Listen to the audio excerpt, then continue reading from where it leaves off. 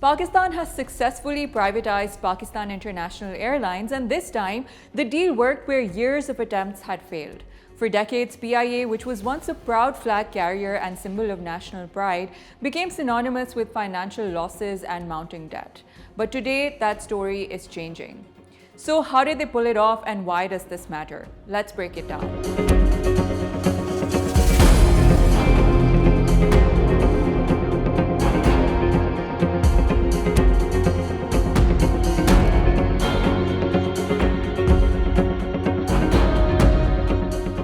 On December 23rd, Pakistan concluded the privatization of its national airline in a televised auction, which was a historic moment for the economy. A consortium led by Arif Habib Group emerged victorious with a bid of 135 billion rupees for a 75% stake in PIA, which beat other big names including Lucky Cement and Airblue. The consortium comprises of several big names. Arif Habib Limited is a top brokerage and investment banking firm. AKD Holding is another one that works in financial services, real estate, oil and gas, and telecom. The consortium also includes Fatma Fertilizer, the City School, and Lake City Holdings. What's important to note is that this wasn't just a sale, it was a major economic milestone. It's Pakistan's first significant privatization in nearly 2 decades and a key commitment under its IMF-backed reform program. So how did Pakistan finally pull this off? The first factor that set it apart was a rare competitive auction. The bidders included a consortium led by Arif Habib, a group led by Lucky Cement, and private airline Airblue in the first round. Arif Habib's consortium led with 115 billion rupees. Lucky Cement followed at 101.5 billion, and Airblue submitted a much lower offer, naturally exiting the race. Then came the open, live televised auction. In bidding increments of 250 million rupees, Lucky Cement pushed the price up to 134 billion, but Arif Habib countered with a 135 billion offer and eventually secured the deal. Now, for context, there have been attempts at auctioning earlier, but they collapsed when the bids barely touched 10 billion rupees. But this time around, the government's reserve price of 100 billion was convincingly beaten. So how did investors finally show up?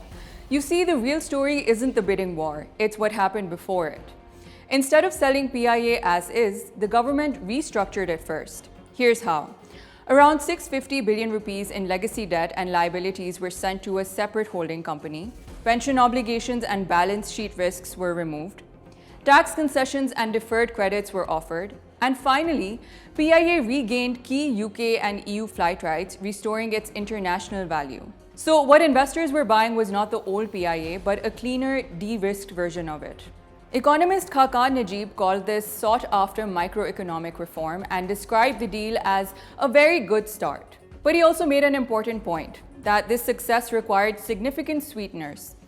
Of the sale proceeds, 92.5% will be reinvested in PIA, while only 7.5% will go to the state.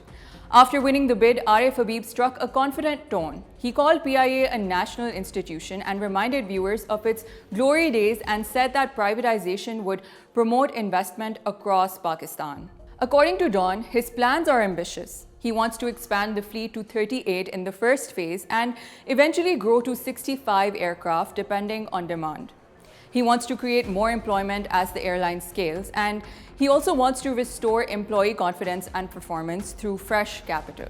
While talking to Shahzeb Khanzada on Geo News, Habib also revealed that his consortium plans to bring in foreign airline partners and additional investors after cabinet approval, with a 90-day window to negotiate. Now, interestingly, he said he originally wanted to buy 100% of PIA, but praised the government structure that limited the sale to 75% with an option to buy the remaining 25% later at a 12% annual premium. Prime Minister Shehbaz Sharif called the auction a historic day for Pakistan, stressing that regardless of who won, Pakistan itself was the real winner.